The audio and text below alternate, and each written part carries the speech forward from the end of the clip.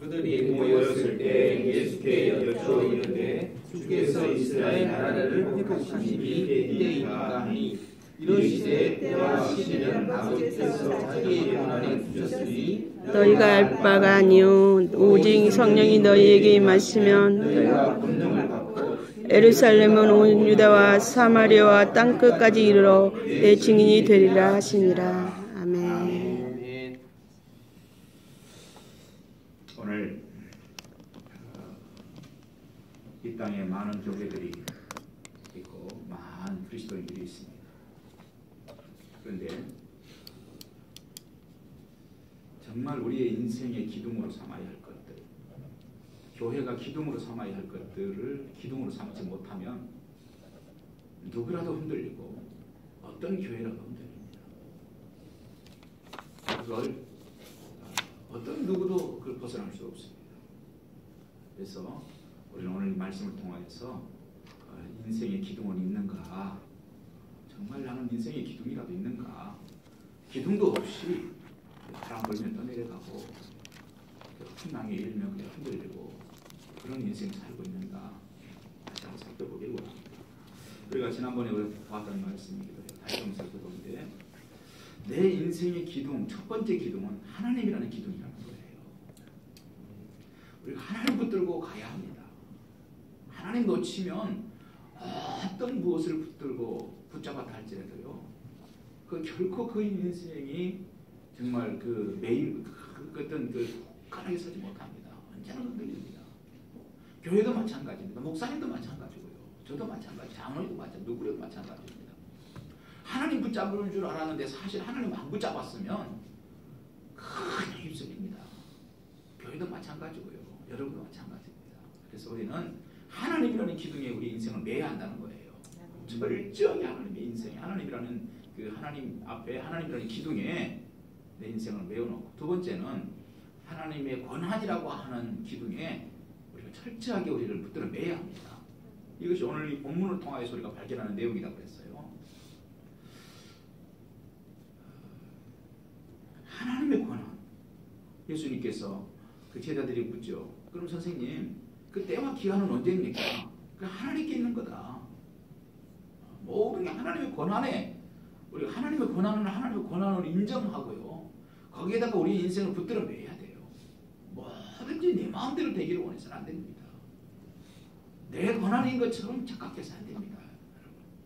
그래서 이게 하나님의 권한이었구나 하는 걸, 그 부분은 남겨야 할 부분은 남겨놓아야 한다는 거예요.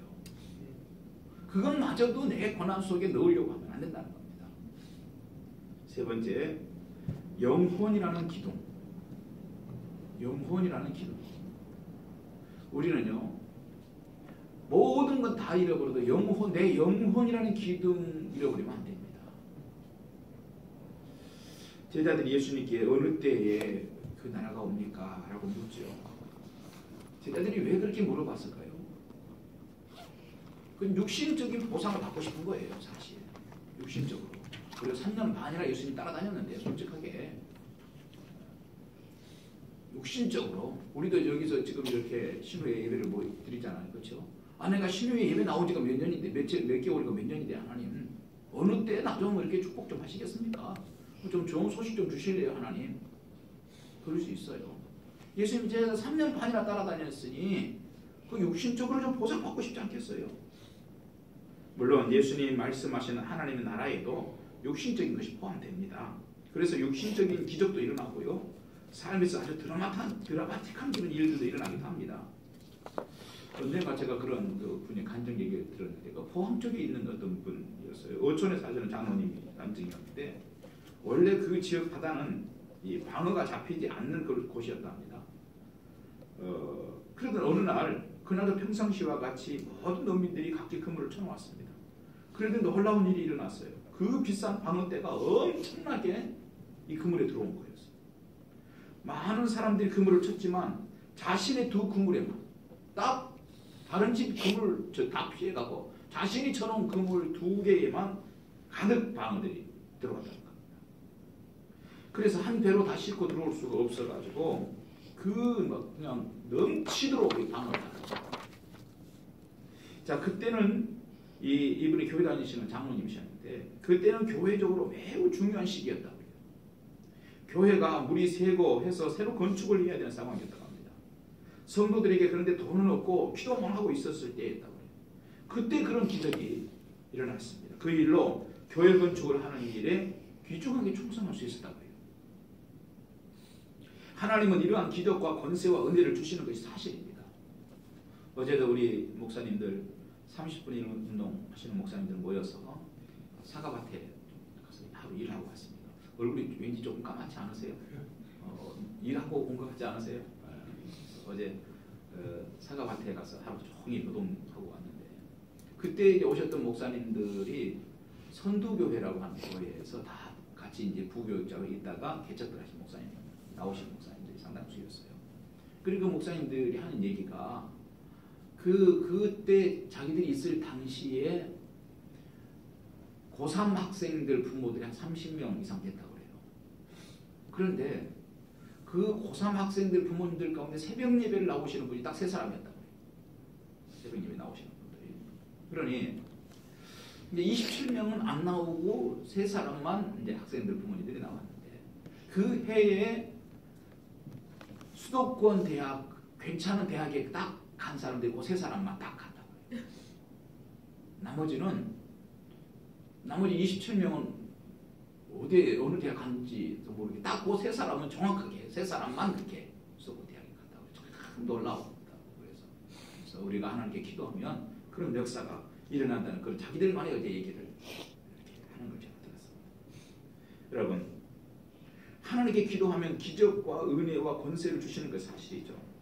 그런데 그건요, 우리가 이걸 기억해야 돼요.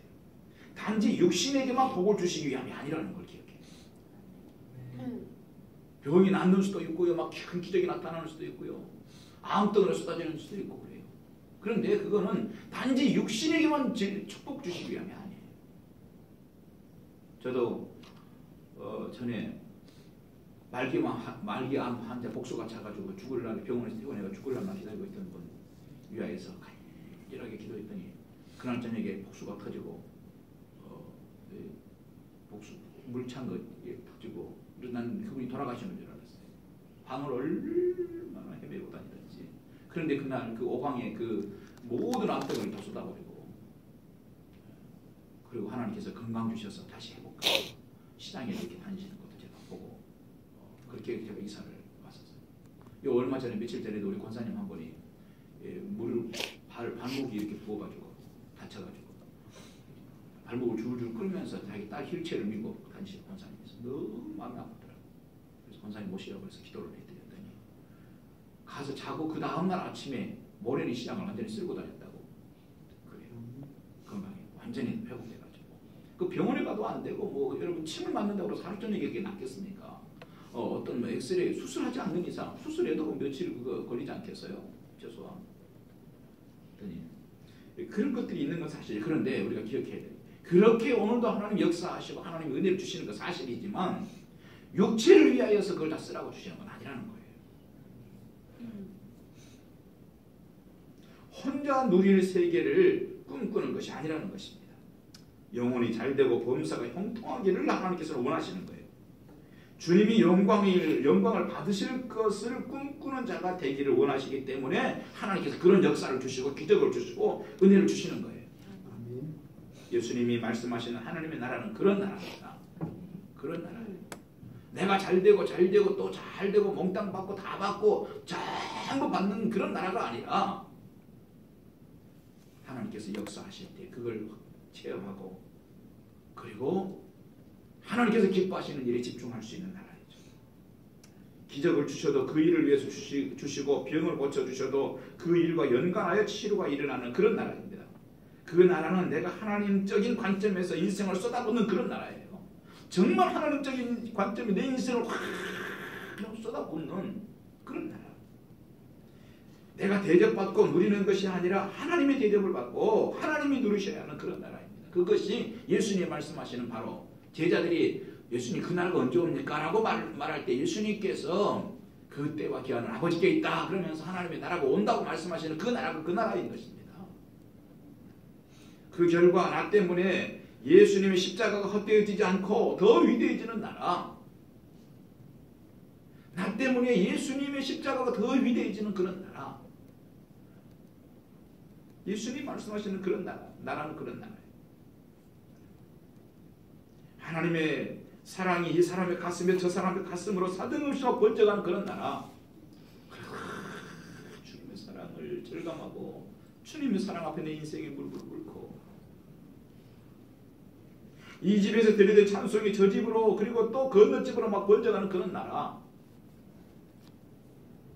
가족 가운데 한 사람의 구원을 받으면 온 가족이 구원을 받는 그런 나라였죠. 그래서 온 가족이 오직 하나님의 의와 하나님의 법에 무릎을